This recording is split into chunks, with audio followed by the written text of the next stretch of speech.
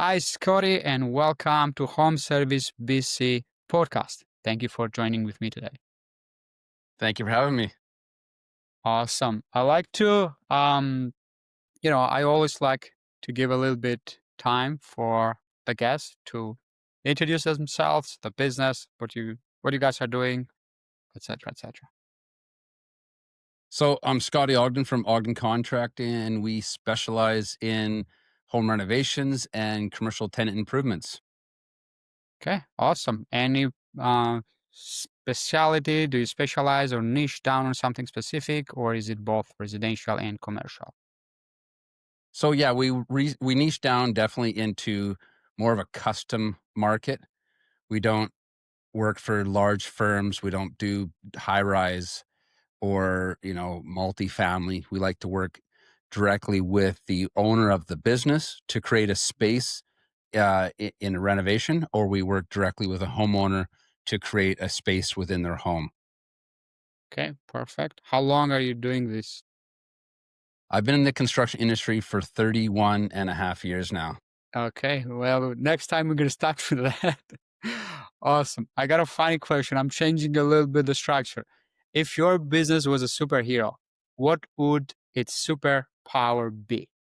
Well, I definitely think it's transformation because I love to say that we turn raw earth into civilization. I can go back 20, 30 years now and look at where there was land, and now there's a flourishing neighborhood there where there's families thriving in the neighborhood. I can see the houses that I've built. I can see the renovations that I've done, and it's basically we're making a community out of raw earth, out of like farmland or an empty lot. So it's really rewarding that way. So you are a transformer. I'm a transformer. That's right. That's awesome. So what did inspire you to start your business? Well, when I started Ogden Contracting, I wanted to raise the bar in construction. I saw way too many contractors overpromising, under-delivering, and I wanted to build a company that was based on integrity, clear communication, craftsmanship, and we wanted to create some sort of respect and create respect in our industry. Okay, so it was not a superhero movie. It's not a superhero movie. No, it was a superhero movie because we were saving the homeowners from these villains that would come in and do terrible work, bad communication, and overpriced. Okay, so you are a superhero, a different type of superhero. I am a superhero. That's awesome. Um, what's one funny or surprising moment from your early days in business? Uh, so I have a really funny story. About maybe about 10 years ago, I had a roofer come up to me, my roofer. He'd been working for me for 10 years, and he says, "You framed my house." And I said, "Well, how do you know I framed your house?" And he says, "Well, I've been in there for 15 years now, and I crawled up into the attic last night. And when I got in the attic, I had my flashlight, and right there on the truss was written, 'Framed by Scotti Ogden, 2003.'"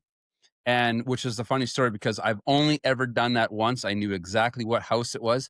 And I said, "Oh, you're on this street, the third house in from the corner."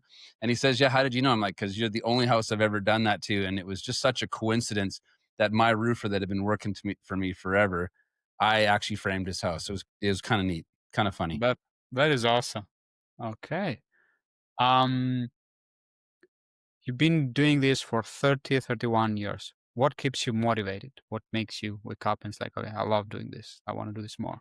I mean, it's the clients, their reaction when the project's done to actually see their vision come to life and actually build what they want. And having them happy at the end of the project. Like we really love that. That's keeps me thriving through this entire business. And I mean, it's not an easy business. And to keep a client happy all the way through, right to the very end, it's very tricky to do. So we're happy. We're happy with that. You find happiness by bringing happiness to other people. Well, it's making someone's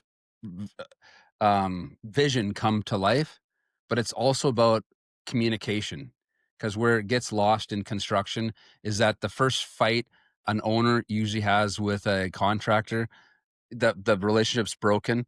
Well, we don't do that. Like, we take it to the next level. We talk about it. We say, hey, this is a relationship that we're building here. We don't we want a 5-star review at the end of the project. We're not going anywhere, and we're not going to disappear. We're not going to do lower quality work because you're upset. Let's work through it. Let's figure out how can we make this better? How can we give you what you need in the end? That's awesome. What do you say that tell me one service that makes you stand out? Like, I know that you might offer different services, et cetera, but something that you believe that is really unique to your business. Well, first of all, I really pay attention to detail. And like, we specialize in commercial tenant improvements. And for instance, like, I'll go to a restaurant and I can point out 15 things that was wrong with the quality of the craftsmanship in that project. We don't do that. Just because it's a restaurant or it's a job where the owner's not really going to pay attention to the quality of the workmanship, we Hmm. still give our top quality for everything we do. Doesn't matter if it's a quick turnover job or a high impact job, or it doesn't matter. We just make sure that it's high quality and there's no flaws. Cool. Attention to details. Um, okay. One project that really shows your team's personality, or maybe one that almost turned into a comedy. Okay, so we just did recently a project in Port Coquitlam, called Quest Central Gaming Lounge. I can get you the address later. But what was cool about it is we worked with the creative interior designer and the owner to build a space that was welcoming and inviting. It's this great environment that is going to bring their clients back in. I've got this theory that we won't build your commercial space for the money. We want you to thrive as a business owner. So we say you have to bring an interior designer in, because it's all about their customers. We want their customers to keep coming back, feel great about being in that space. So we say you got to bring an interior designer so that this whole vision comes to life and you can create more income because you got repeat customers. Yeah, it helps people make, well, bring their ideas to life. And if it's a good, I think this is kind of like applying a lot of business. Like one of the things that I say, like I help you make money because if you make more money, you're gonna hire me again, or you're gonna refer me to other people. That totally makes Exactly. sense. What's your number one tip for homeowners hiring somebody in your trade, a general contractor? My number one advice for homeowners, I think my number one advice for homeowners is do your research. Don't just trust or believe the first contractor that you hire. Look at their social media, talk to their past clients, ask for references, and follow up on these references. Make sure that the contractor's values align with yours. Because if your contractor values doing a job cheap, but you want high quality, you're not going to get high quality. You're going to get the job cheap. If the contractor values high quality, but you value cheap, they're going to spend your money like it's no tomorrow, and you're going to go way over budget. So a good contractor doesn't just build, they communicate, they educate, and they deliver what you want. So when you say about reviews and testimonials, so what should somebody look at? Like social media, Google Business Profile, what exactly do you recommend? And how would you recommend? Because here's a question that I have. I know a guy that he has a plumbing company and he does an amazing job. It's part of our business network, but he doesn't get a lot of reviews because he basically doesn't even ask about reviews. The vast majority of his work is referral. He's like, I don't really need that. Well, on people's social media, what are they talking about? Are they talking about how you can hire them? Or are they talking about how they want to make more money, or they're desperate for a job? If they're always selling themselves, there's a problem there. What they should be talking about is what they value, how they communicate with their staff. Like, they should be honoring their staff and their employees. They really should be educating, and you can get a sense of who someone is by what they talk about. If they're always talking about money, that's their focus. If they're talking about quality or education, that's their focus. So you really got to pay attention to what they're doing on their social feeds. What if somebody doesn't post on social media? Pardon me? If somebody doesn't post on social media, I know a lot of people that are not, you know, biggest fan of social media. I use it, you use it, but there are also a lot of other people that basically like, this is what it is. I don't want to use it. How else? So What else? if a contractor's not really into social media, then you could look at, well, who are your past 5, 6 customers? Can I have their name? Can I call them directly? Because if you have burnt a bridge, like let's say I burn a bridge with a customer, which has probably only happened once in the 30 years, that customer is more likely to say, "Yeah, I'll take a phone call from one of your next homeowners, so I could tell them how great it was working with you." If you burn a bridge, the customer's gonna be like, "I don't, I don't want to," and the contractor's not gonna want to give that number out either. So if you got these references and you can actually follow up, that would be key. Just knowing that someone else is is rooting for you on the other side there. Makes sense. What's the strangest DIY fix you ever seen from a homeowner? Okay, well, this is a funny one because we all watch these videos. We all watch home improvement videos, and we see people put up stud walls, and then they poly the stud wall, or they insulate, then they poly, put some drywall on. So homeowners just think, well, if I just follow what they did in the video, I'll have exactly the same outcome as any other builder. But the problem is that if you don't know why the poly's there, you could literally rot your house from the inside out. If you put the poly on the wrong side of that wall, or you put it in an interior wall, you could have some serious issues down the road with vapor, because that's a vapor control barrier. And the moisture is not outside. That's not the problem.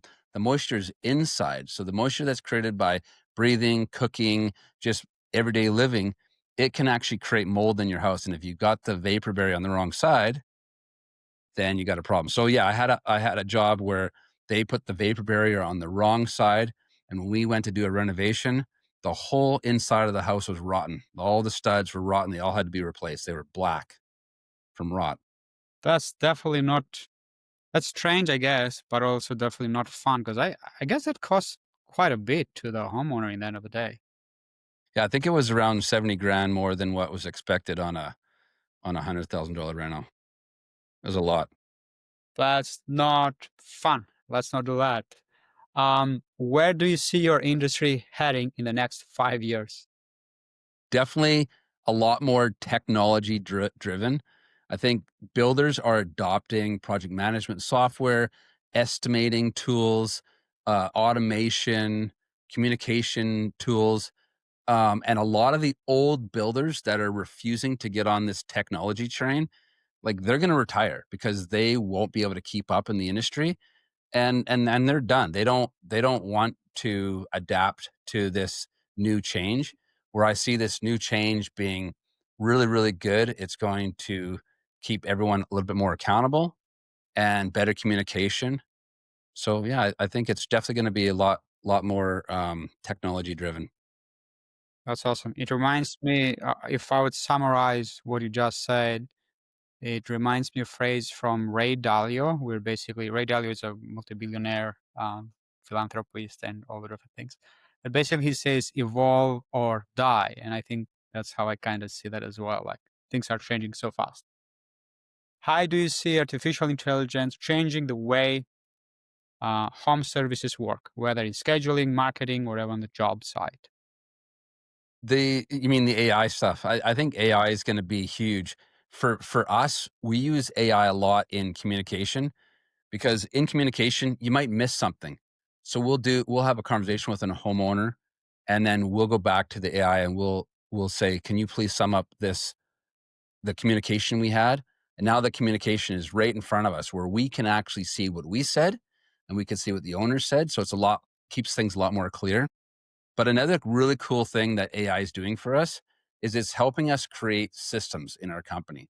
So you're taking the information out of your head and you're putting it on paper. So if you tell, let's say ChatGPT or an AI, I don't know what you call them, but the AI, like, this is what I want to do and this is how I do it. Here's the steps. It'll actually write out like a standard operating procedure. So next time, instead of me having to tell someone to do it this a certain way, I could say, read the standard operating procedure on this because we've done it once. And now that becomes the way that we do it every time. So it's really helped us. It's empowering the builders for sure. That is awesome. Yeah, I couldn't agree more. When you said about recording, like, is this in-person meetings with the homeowner or online? Like, how do you record the meetings? Yeah, so when we have, especially the very first meeting with the owner, when they're talking about what they want and their desires, we ask, do you mind if we record the meeting? Because we like to make sure that we capture every piece of information that was talked about so that we can, make your dreams a reality here, right? So we do it that way. And then on Zoom meetings, we also do the same thing where we record.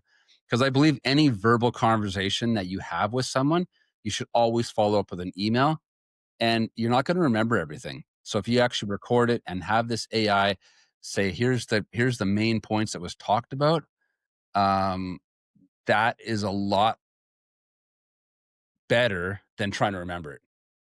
Sweet. So if I would summarize, you're using AI already in communication, recording, system operation, basically in marketing. Yeah, that's sweet. I think a lot of people are using that a lot. So it's awesome. What exciting, I have to read this. What exciting projects or goals are you working towards right now?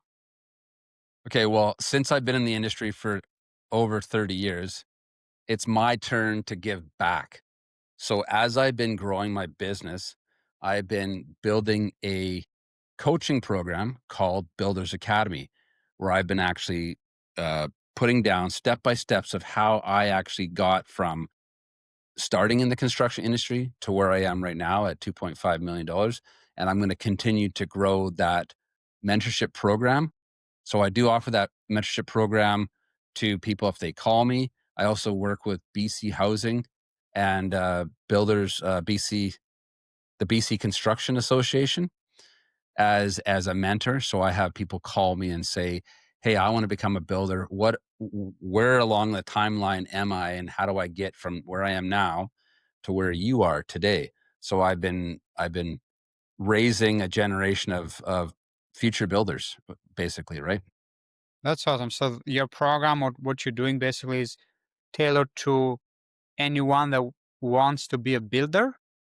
Absolutely. Like if you start in like brand new, you never even built a house before or worked in the construction industry, all the way up to I've been in the business for 30 years and I can't figure out why I can't get to the next level of my business. I can guide and lead anyone through that process.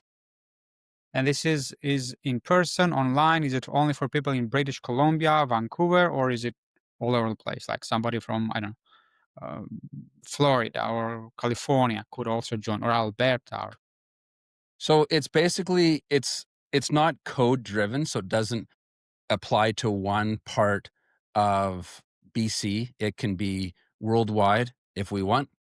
Our focus is the US and Canada, and it basically touches on the 6 key aspects of building or running a construction company. Because like when I first started a construction company, I thought, hey, I'm gonna get drive around in a big truck, make lots of money, and tell people what to do. Sounds great, right? But that's not really what this business is all about.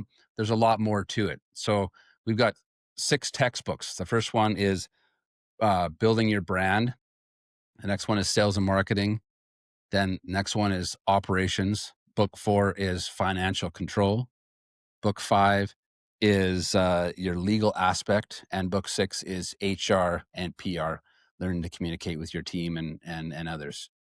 And those, once you perfect, like you'll never get it perfect. Like there's not a finish line that, hey, I've got everything perfect, because the world's revolving, but it gives you the basis of every decision and every obstacle that you're going to overcome. And you have to revisit it. So once you've gone through build your brand, then you go to the sales, and you might even get halfway through the textbooks and you go, man, like I need to go back to my brand and my mission statement and realize, hey, what am I doing? Who am I working for? Who's my ideal client? What do I truly value? What does my logo look like? I mean, brand isn't just a logo. Brand is everything from why you do what you do, to who you work for, to what you value and your mission statement, like the whole thing surrounded by your brand. It's how you make your brand is what people feel when they see or hear your name, basically. That's interesting. Um, I want to talk about brand, and since I work in marketing, would you say, because I have this conversation with a lot of other businesses, would you say that brand is apart, obviously, from website, logo, social, etc., etc. Brand is also the quality of your core services. If you're a local company, the core brand messaging and positioning and etc., etc., is your work, the way that you carry yourself, the quality of your work. Because if you do a good job, that's how your brand is gonna grow. Even if you don't have the best social media presence or website or logo or wherever, if you are doing a really, really great job, I think that's how your brand can grow quite a bit. Yeah, I mean, brand goes really far. It goes really deep because brand isn't technically, I mean, brand is who you are to the Hmm. core. Now, not everyone's a business owner that's going to be successful. So you as a core have to adapt. You have to change. If you want to be a successful business person, it's not just your brand, it's you have to adapt to to be that person. So you might have to change something about yourself. You might have to go to bed a little earlier or read more books or get more education or learn to talk to people better. That's part of your brand, but your main focus is your brand. I mean, if your brand is like, I want to go out there and make a ton of money, good luck. You can try that, but if that's your main focus, you're gonna have a lot of problem because people just they don't want to just give their money up. Your brand needs to be something bigger than yourself. It needs to be who you serve, why you serve them, and you got to solve people's problems. You got to have the answer for people's problems. That's literally your brand. But you're right. Like the the quality of what you do is huge, and that's part of your brand. Awesome. Let's go to the next section. Okay, rapid fire questions. Coffee or tea? A herbal tea, I can't have caffeine. I'm way too wired as it is. Favorite BC getaway spot? Courtney, BC, on Vancouver Island. That's my happy place. It got the mountains on one side and the ocean on the other. Awesome. Funniest customer request you've had? I got a customer asked me to build a half pipe for themselves, and their son's gonna. And I thought it was for their son, and then I found out that it's actually for him. He's like, I don't know, 40-year-old man. He wanted a half pipe in his yard. Thought that was You pretty wanted to awesome. have, sorry, what? It's a half pipe, a skateboard ramp. Oh, okay. Hey, just what it is. Biggest DIY fail you witnessed? I think you told us already for that about that. Okay. If AI took over one task in your business, apart from what it's already doing, which task would you happily give it? All the spam calls I get every single day. I don't want any more spam calls or people calling to sell me stuff. I don't want that anymore. For spam, I might have a solution I'm using with some clients of mine, a call tracking software there. When we understand that somebody's actually calling in spam, we can block it once, and then after that, they cannot call us again. But there is also like we can use AI to basically get the initial information, and then if you see that is not what we're looking for, it's like, have a good day. We're not going to talk to you. Uh, what do you love to do outside of work? Well, first of all, I do love spending time with my family, my kids, and my wife. And then I'm also involved in 2 Toastmasters clubs, which help me enhance my speaking and communication. And I love coaching people and talking about construction. Awesome. And then I got my last question. how can homeowners reach you if they like your services or businesses that want to do commercial? Um, Well, if you want to reach out to Ogden Built, so it's OGDEN BUILT, like T as in tango, .ca. That's our website. You can also find us on Instagram, LinkedIn, YouTube under Ogden Contracting. And we love interaction. So ask questions, reach out, like us, share. We love all that kind of stuff. Awesome. And LinkedIn. LinkedIn, I can see that you post quite a bit there. So add Scotty on at Scotti Ogden on LinkedIn. Awesome. Thank you, Scotty. I appreciate your time. Awesome. Thanks, Maria. Thank you.